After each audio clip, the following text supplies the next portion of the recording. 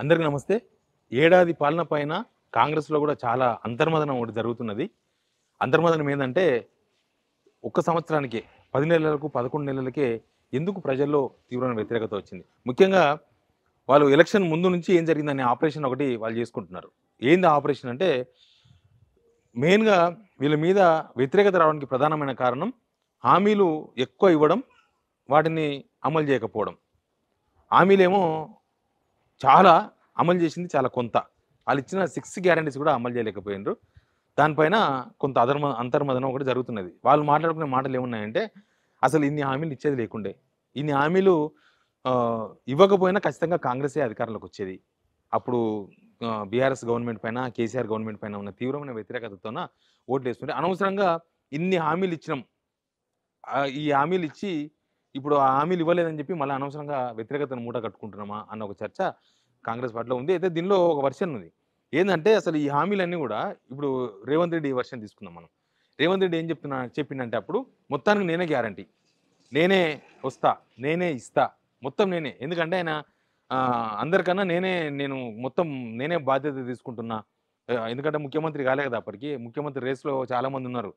చాలామందున్నారు కాబట్టి అంతా నేనే చేసినా, నేనే చెప్పుకున్నా, నేనే చూసుకుంటా, నేనే బాధ్యుడినంటే ఇక అందరిని కొంచెం డౌన్ చేయొచ్చు. నేనే అందరికన్నా పై చేయి ఉంటా కదా! అనే ఉద్దేశంతోని బహుశా రేవంత్ రెడ్డి అప్పుడు ఎలక్షన్స్ ముందు మొత్తం ఆయన్నే. నేను అనేదే వినిపించింది ఆయన నోట్లో మొత్తం కూడా. నేనే అమలు చేస్తా, నేనే చూస్తా, నేనే ఇస్తా. చూసినాం కదా మనం. మీరు ఒక్కరోజు ఆగండి. మీకు రూ. 4,000 పెన్షన్ నేనే ఇస్తా.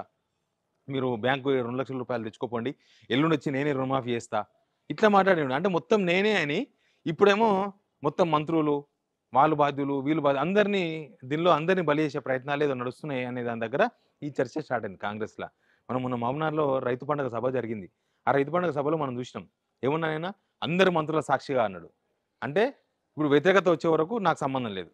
వ్యతిరేకత వచ్చే వరకు మొత్తం మంత్రులు, సోనియా గాంధీ, రాహుల్ గాంధీ వీళ్ళందరూ సంబంధం.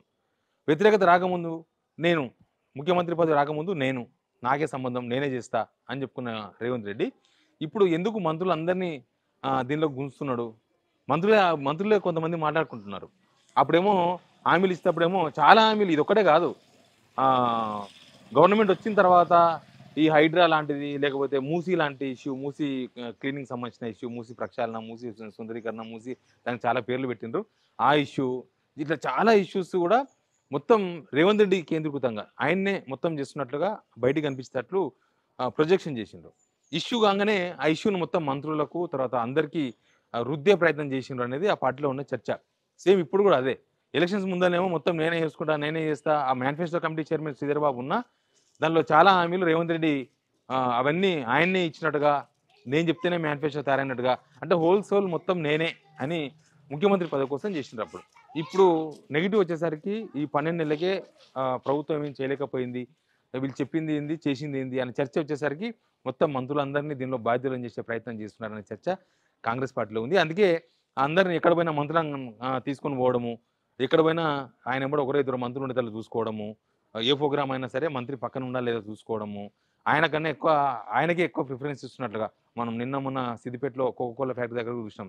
సుధీర్ బాబుని తీసుకొని పోయి మరీ ఆయన చేతి పట్టి గుంజి గుంజి స్విచ్ ఆన్ చేపిస్తున్నాడు. అందుకే అన్నా. ఇప్పుడు ఆహ్, నెగెటివ్ వేవ్స్ వచ్చేసరికి నా ఒక్కని కిందకు అందరూ దీనిలో బాధ్యులను చేయాలని చెప్పి మినిస్టర్లు అందరిని తీసుకొచ్చి అందరిని దీనిలో ఫెయిల్యూర్ మోడల్ ఆయన ఒక్కడే కాదు ఫెయిల్ అయ్యేది. మొత్తం ఫెయిల్ కావాలి అయితే. మొత్తం అందరూ ఫెయిల్ అనే ఒక కాన్సెప్ట్‌ని జనాల్లో ఇంజెక్ట్ చేసేందుకు ప్రయత్నం చేస్తున్నట్టుగా ఓ చర్చ జరుగుతుంది. అందుకే అంతర్మదనం. అసలప్పుడేమో ఆయన అనవసరమైన ముచ్చట్లు చెప్పిండు. అనవసరమైన హామీలు ఇచ్చిండు. ఆయన్నే మొత్తం తీసుకొని ఇప్పుడేమో వచ్చి మళ్ళీ అందరికి మా అందరి మెడకు తాడేసే ప్రయత్నం చేస్తున్నాడనేది కాంగ్రెస్ పార్టీలో జరుగుతున్న చర్చ. ఈ స్కీమ్స్ అమలు చేస్తారా? చెయ్యరా? అనే దానికన్నా ఇప్పుడు అనవసరంగా ఇచ్చినాం అనే ఒక అంతర్మదనం అయితే కాంగ్రెస్ పార్టీలో స్టార్ట్ అయింది. Please subscribe signal TV.